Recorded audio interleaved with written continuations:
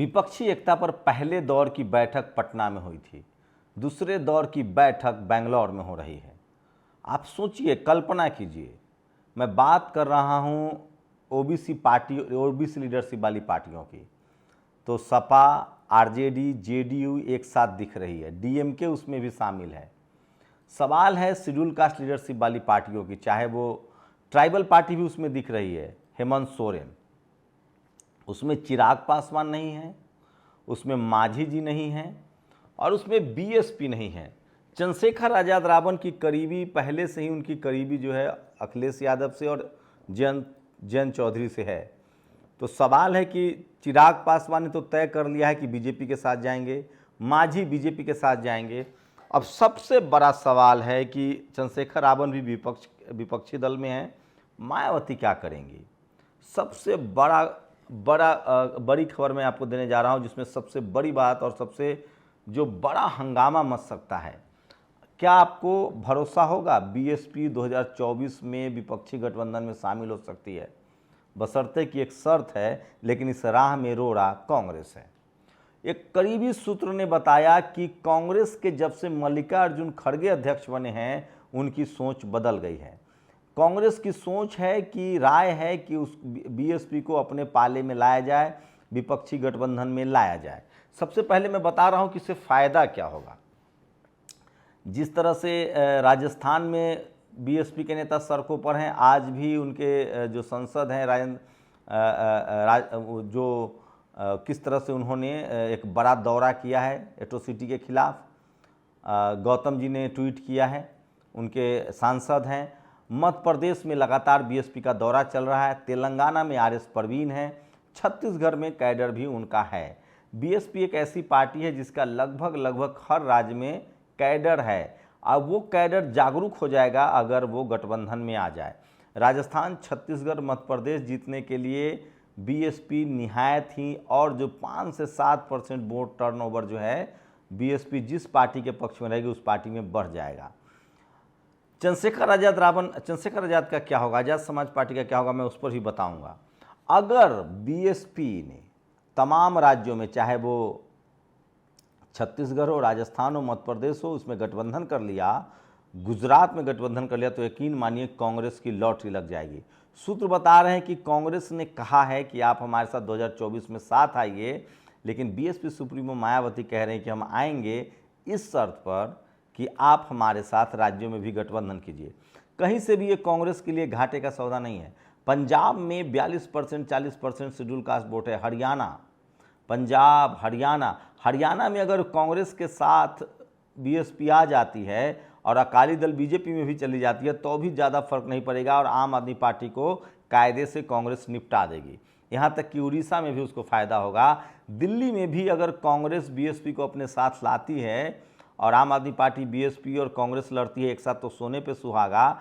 नहीं तो यहाँ भी अगर कांग्रेस और बीएसपी एक साथ लड़ती है तो फिर आम आदमी पार्टी का बचना मुश्किल है, लेकिन आप बीजेपी जाएगी। तो ये तमाम हिसाब किताब चल रहा है राजस्थान, मध्य प्रदेश, छत्तीसगढ़ में। अब सोचिए, बीएसपी के लिए सबसे बड़ी चुनौती है। कांग्रेस कह रही है कि हम आपके साथ राज्यों में गठबंधन नहीं करेंगे, आप हमारे साथ सेंट्रल में गठबंधन कीजिए, केंद्र में 2024 में गठबंधन कीजिए। बीएसपी कह रही कि नहीं, आप हमारे साथ 5-7 राज्यों में भी गठबंधन कीजिए। लेकिन कांग्रेस की बेईमानी यहाँ भी चालू। अगर कांग्रेस राज्यों में गठबंधन करती है तो सबसे ज़्यादा फायदा होगा, और बीएसपी जिसके पास सिर्फ एक विधायक है आज के डेट में, उसकी संख्या भी बढ़ जाएगी। राजस्थान में भी उनके आए थे, कांग्रेस ने तोड़ लिया था। 10 सांसद है जो मेरी जानकारी है, एक विधायक है, शायद और कहीं हो तो हो सकता है मैं अपडेट करूँगा। बिहार में भी यही हो सकता है। बिहार में चिराग पासवान चले गए हैं, मांझी चले गए हैं। ऐसे में अगर बीएसपी मजबूत हो रही है, वहाँ बीएसपी अगर विपक्ष के पास आती है तो सबसे बड़ा फैक्टर होगा, लेकिन कांग्रेस ऐसा चाहती नहीं है। अब अगर बीएसपी नहीं गठबंधन में आती है तो ये तो तय है कि बीएसपी बीजेपी में तो नहीं जाएगी, जैसे ओवैसी बीजेपी में नहीं जाएंगे, लेकिन बीएसपी या ओवैसी के अकेले चुनाव लड़ने से फायदा बीजेपी को होता दिखता है। तो सवाल है ऐसे में कि इससे फायदा न तो ओवैसी को होगा न बीएसपी को होगा। अकेले लड़के यूपी में बीएसपी अच्छा परफॉर्म नहीं कर पाई, जो उसका बेस राज्य है, जहां उसकी 4 बार सरकारें रही हैं, तो क्या वो बाकी दूसरे राज्यों में परफॉर्म कर पाएंगे। तो ये बीजेपी के लिए भी करो या मरो की नीति है। विपक्ष ने एक प्लान बी भी कर रखा है। अगर बीएसपी नहीं समझौता करती है तो चंद्रशेखर आज़ाद को आगे प्रोजेक्ट किया जाएगा, चाहे बिहार हो, मध्य प्रदेश में वो बहुत शानदार काम कर रहे हैं। जयेश ओबीसी महासभा उनके टच में है। राजस्थान में बड़ी बड़ी रैलियां कर रहे हैं चंद्रशेखर आज़ाद, भीड़ जुट रही है। मध्य प्रदेश में सबसे ज़्यादा भीड़ जुट रही है। छत्तीसगढ़ में भी वो काम करना शुरू कर रहे हैं। तो विपक्ष के पास एक ऑप्शन तो है, बीएसपी को तय करना पड़ेगा। लेकिन सबसे बड़ी बेईमानी कांग्रेस की नज़र आ रही है।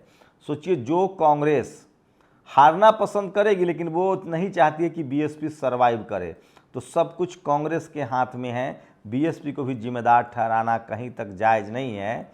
लेकिन अगर ये गठबंधन हो जाता है, आप कल्पना कीजिए यूपी में बीएसपी, सपा, जयंत, चंद्रशेखर सब मिल के लड़ें, बिहार, मध्य प्रदेश, राजस्थान, छत्तीसगढ़, तो कितना फ़ायदा होगा। अब गेंद कांग्रेस के पाले में है।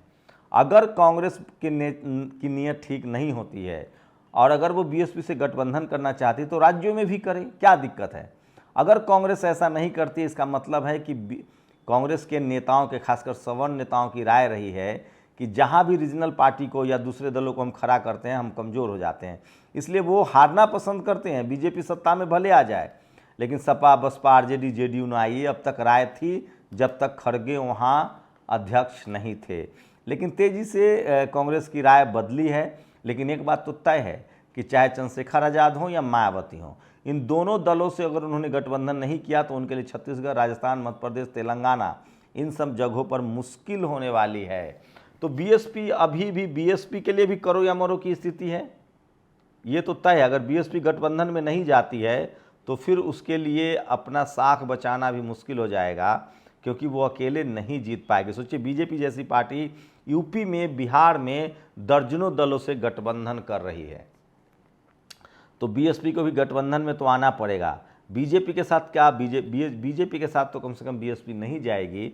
ऐसे में सवाल है कि वो विपक्ष में आएगी, लेकिन उसमें सबसे बड़ी राह में रोड़ा कांग्रेस है, जो केंद्र में तो गठबंधन चाहता है यूपी के लिए, लेकिन वो बाकी राज्यों में नहीं चाहता है। केंद्र में वो इसलिए गठबंधन चाहता है कि अखिलेश यादव से बार्गेन कर सके, लेकिन वो राज्यों में गठबंधन नहीं चाहता है। तो ये बात तय है कि सबसे बड़ी अगर कोई विपक्षी एकता में बाधा है तो वो सवर्ण लीडरशिप वाली पार्टियां हैं, चाहे वो लेफ्ट हो, ममता हो, चाहे वो कांग्रेस हो। लेकिन ज़्यादातर जो एससी, एसटी, ओबीसी के नेता हैं वो एकजुट दिख रहे हैं, चाहे सपा हो, बसपा हो, सपा हो, आरजेडी हो, जेडीयू हो, डीएमके हो, या फिर ट्राइबल पार्टी, ट्राइबलों के नेता हों, ट्राइबल समाज की जो लीडरशिप वाली पार्टियां हैं। आपको बता दें, जयंत चौधरी किसानों के नेता हैं, और जिस तरह से हेमंत सोरेन। तो ओबीसी और एसटी तो एक है, किसान कम्युनिटी भी एक है, लेकिन सबसे बड़ी बाधा, मुस्लिम समाज के लोग भी उस तरफ जाएंगे, तो सबसे बड़ी बाधा जो है वो कांग्रेस है। कांग्रेस क्या तय करती है, ये सब कुछ 2024 में निर्भर करेगा।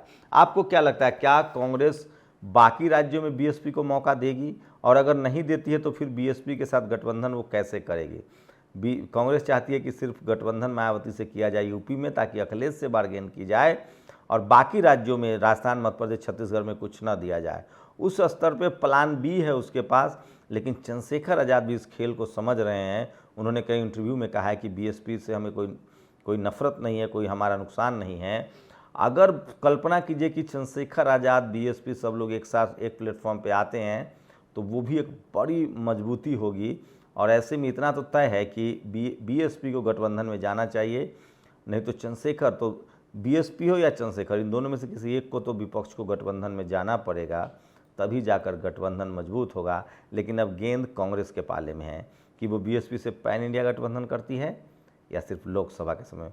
मायावती मंझी हुई नेता है। मुझे लगता है, जो मेरे सूत्र बता रहे हैं, कि वो चाह रही हैं कि कांग्रेस स्टेट में भी, राज्यों में भी उससे पैन इंडिया गठबंधन करे। आप लोग अपनी प्रतिक्रिया जरूर दीजिए कि विपक्षी एकता में कांग्रेस बाधा है या बीएसपी बी टीम है। आपकी क्या प्रतिक्रिया है? शुक्रिया। नेशनल दस्तक की आपसे गुजारिश है कि अगर इसको बचाना चाहते हैं तो नेशनल दस्तक को सब्सक्राइब करने के लिए रेड कलर के सब्सक्राइब बटन को दबाएं, फिर बेल आइकन की घंटी दबाएं। नेशनल दस्तक को बचाने के लिए बहुत जरूरी है कि हर खबर को शेयर करें, लाइक करें, कमेंट जरूर करें।